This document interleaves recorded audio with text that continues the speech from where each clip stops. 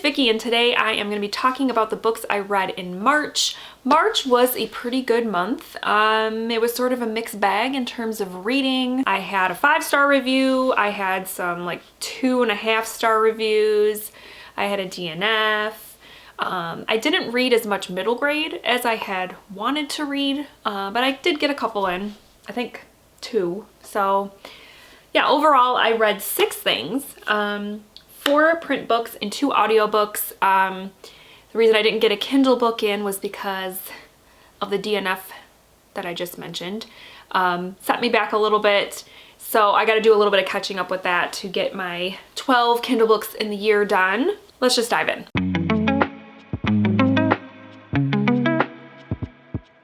So first up, I listened to an audiobook. I listened to All the Missing Girls by Megan Miranda. Do I have the narrator written down? Yes, Rebecca Ross was the narrator of this.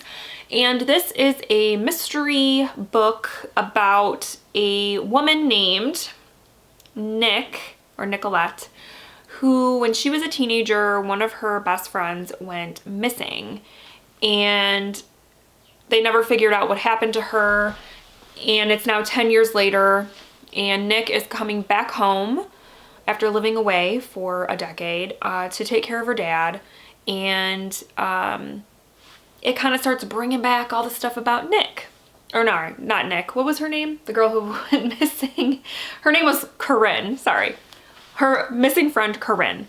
It starts, all that stuff kind of starts coming up. She starts, seeing people that she was friends with back then, and it just brings back all these memories. And then another girl goes missing, and she kind of goes missing in a similar way that Corinne went missing, and so investigations ensue. And this one overall, I think the mystery element was pretty good. It wasn't anything super unique or anything, but if you read a lot of mysteries, this might, seem sort of unoriginal, I guess. But overall, I thought that it was a pretty good mystery. My biggest gripe about this book was that it was told in reverse. So like it starts on day, I don't even know, 15 or something, when she like has been home for 15 days, and then it goes backwards in time.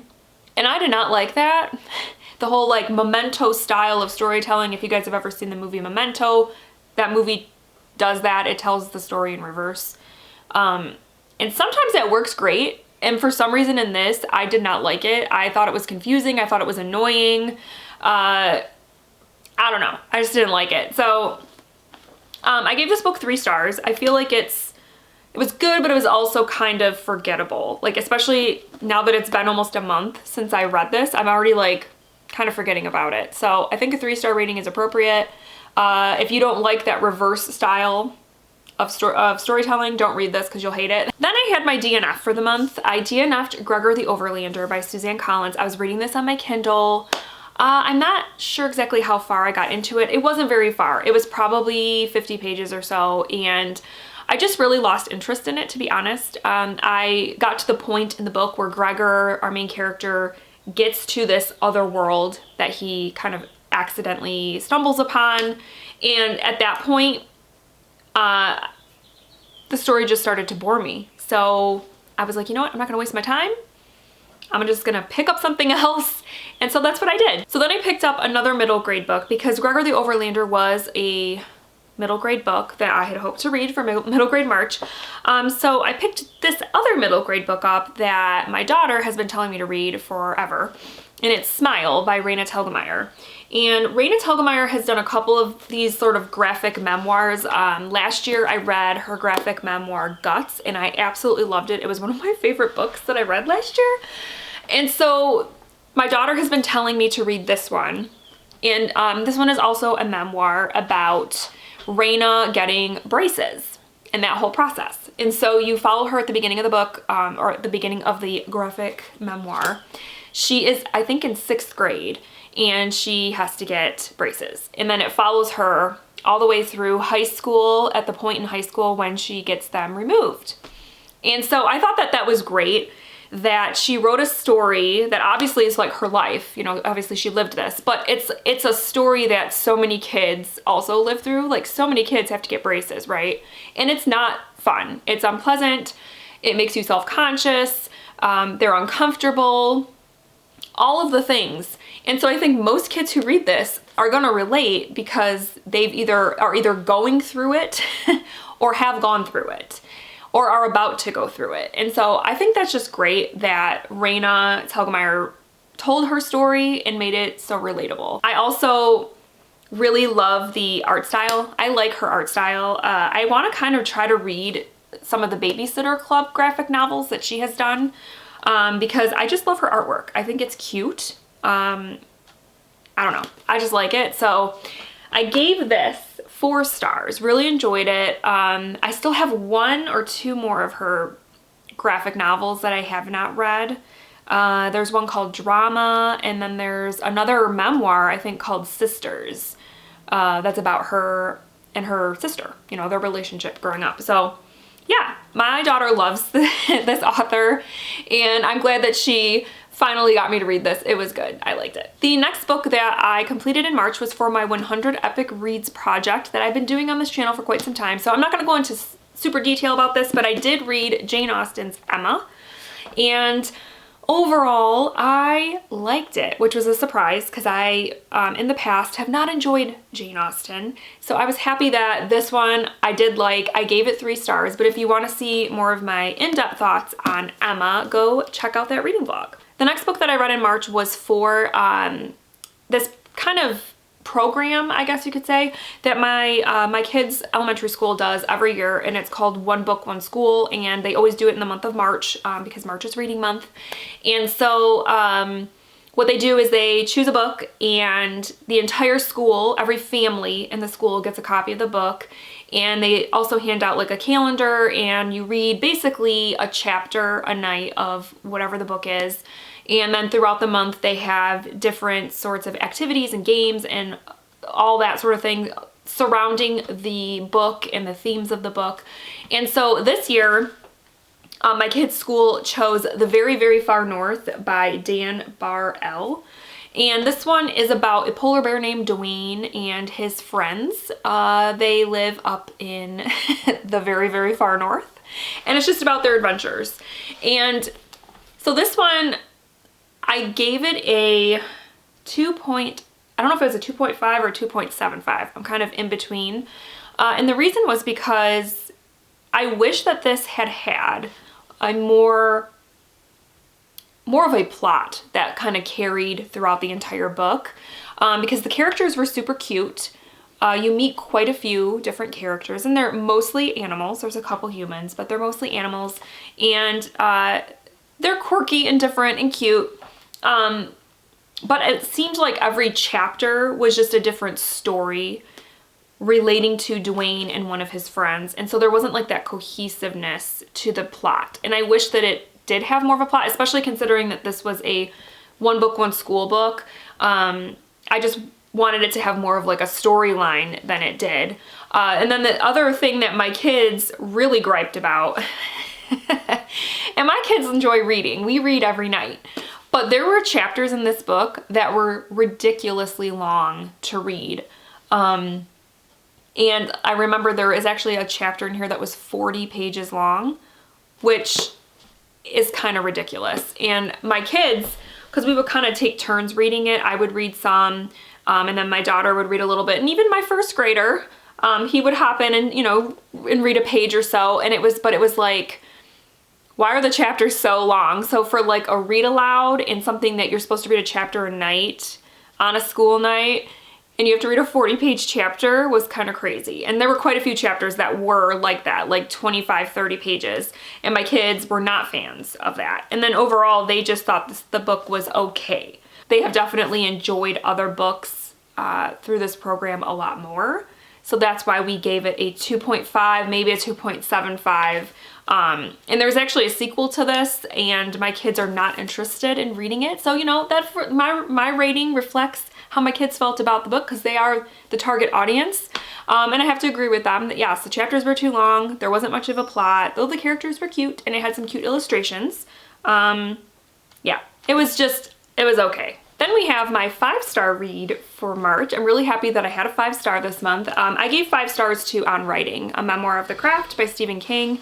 This is a memoir / nonfiction book about the writing process. So in the beginning of the book, Stephen King tells you about his beginnings, like what got him into writing as a kid, and what his, various influences were, and just what his life was like, and how he came to get published, and how Carrie, his first novel, was sold, and all of that, and like his life changed, and I actually really loved the first part of this book. I thought that it was just really interesting to hear that this now humongo famous author, growing up, he was very poor. He, his mom was a single mom. He didn't have much. And just to see that, he's made a life out of doing something that he really loves, I just think is really inspiring and all that. And then the second half of the book, he talks a lot about the process, the writing process, and gives you advice on certain things of when it comes to sitting down to write, specifically fiction, because that's what Stephen King specifically writes most of the time. I thought that was very valuable. As somebody that, for a hot second back in the day, I kind of wanted to be a writer, and I do enjoy writing, though with starting school, I hadn't written anything in like 15 years, and having to start writing again for school, it was kind of like I had to it was kind of like riding a bike. Like I remember things, but then I also feel a little rusty. And so this book, just the timing of it was really helpful, because even though for school, I mean, I'm not writing fiction, just some of the basic writing tips that he gave me were really helpful to me, with having to write things for school, and just writing in general. And I've always been interested in that process. In any process where a person that is a creative of any kind is talking about how they do it, I just think it's really interesting. So anyone out there that is an aspiring writer, or is interested in how people sit down and write a novel, this is a perfect book, and I highly, highly recommend it. Like I said, I gave it 5 stars. I really loved it. And then my final book that I read for March was I'm pretty sure this is middle grade, could be considered YA, I'm not really sure. But I read The Thief of Always by Clive Barker. And this is a dark fantasy about a young boy named Harvey who is bored, right? It's the middle of winter. He is bored out of his mind. There's nothing to do. And he meets this interesting man who convinces him to come to this house and to sort of cure his boredom. And when he gets there, this house is awesome. It has all the food and snacks you could want. Any type of meal you want to eat, the cook can make it. And every day, they go through all 4 seasons of weather. So when you wake up in the morning, it is spring, and then it goes into summer, and then every night at dusk, it's Halloween, and then you go through and have your Thanksgiving dinner, and then you finish off the night by it being Christmas night, and you see snow coming down, and you get presents, and like, this place is great, every kid's dream, right? And they can just do whatever they want, and it's great. Until it's not great. Harvey starts to realize something isn't right with this place. And the book sort of goes from there. And I really, really enjoyed this. It had, like I said, that great mixture of darkness, but also just this sort of whimsical, imaginary sort of feeling to it. But there was this sort of underlying darkness throughout the whole thing. Because pretty much from the get-go, you're like, this place is great. It's like too good to be true, right? And so I loved that. And I loved the fantasy elements, and I can't get into too much about what some of those elements are, because it would be kind of spoilery. But the fantasy elements in here were just super cool. Super cool. And then finally, I loved the themes. This book talks a lot about time and just how precious time is. And that it shouldn't be wasted. So yeah, overall, this was my first time reading a Clive Barker book that was geared towards younger readers, and I definitely want to read more. He is just such a good writer. I love his ideas. His just like creative mind is just, it's so good. And I gave this 4.5 stars. I couldn't quite give it 5. There was just something about it that it wasn't screaming 5 stars to me. But I really, really enjoyed this. And if you like dark fantasy, especially when it comes to like middle grade or YA stuff, you should definitely check this out. It's a great story. All right, so those were the books I read in March. Please let me know down below what you read in March, because I would love to know. If you've ever read any of these books, I would love to know what you thought of them. And I guess that's it. I hope you guys had a great month, and I will chat with you soon. Thank you so much for watching.